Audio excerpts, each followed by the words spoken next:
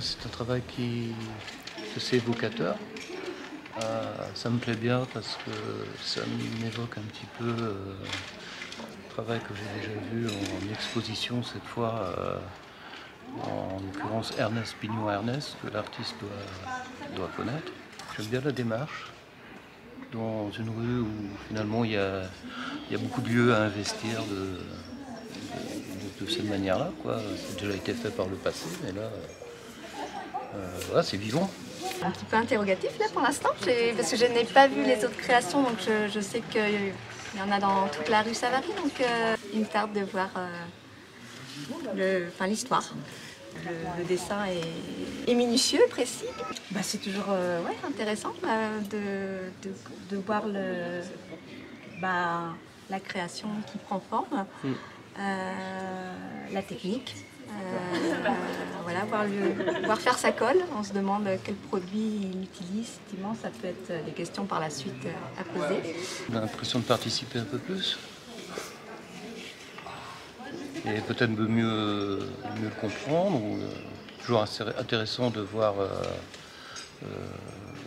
l'artiste en fait, de le voir en action.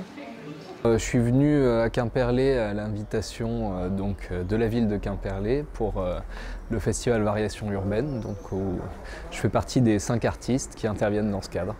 Je trouve que c'est toujours intéressant de travailler sur un lieu qui ne soit pas juste un mur unique, mais d'avoir une possibilité de déploiement d'une œuvre sur toute une rue, ce qui permet à la fois, moi, d'avoir une approche séquentielle du travail et puis pour le spectateur, d'avoir une appréhension de l'œuvre qui se passe dans la déambulation et pas juste dans l'admiration d'une seule pièce, quoi. Je me suis intéressé à l'histoire de Quimperlé, j'ai cherché un petit peu ce qui était particulièrement significatif dans la ville, et j'ai vu que c'était une ville qui était souvent sujette aux crues et aux inondations, et donc voilà, j'ai voulu aborder un peu ce thème de la catastrophe naturelle en mettant en scène mon personnage. C'est un personnage donc qu'on voit être alerté par l'attitude inhabituelle d'animaux, et qui s'aperçoit ensuite de l'imminence d'une catastrophe, mais qui n'est pas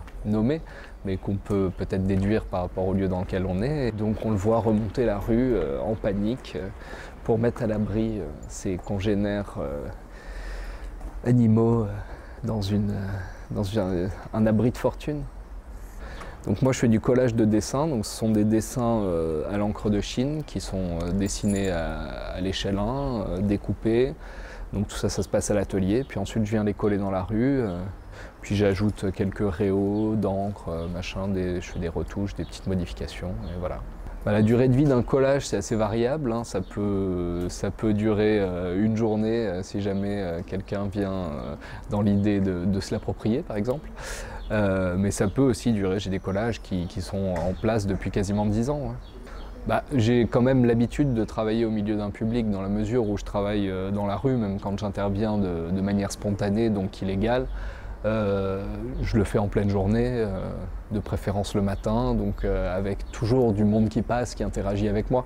Après là, spécifiquement, les gens étaient au courant que je venais, il y a des gens qui sont venus pour me voir, donc ça permet un échange qui est un peu plus éclairé, quoi.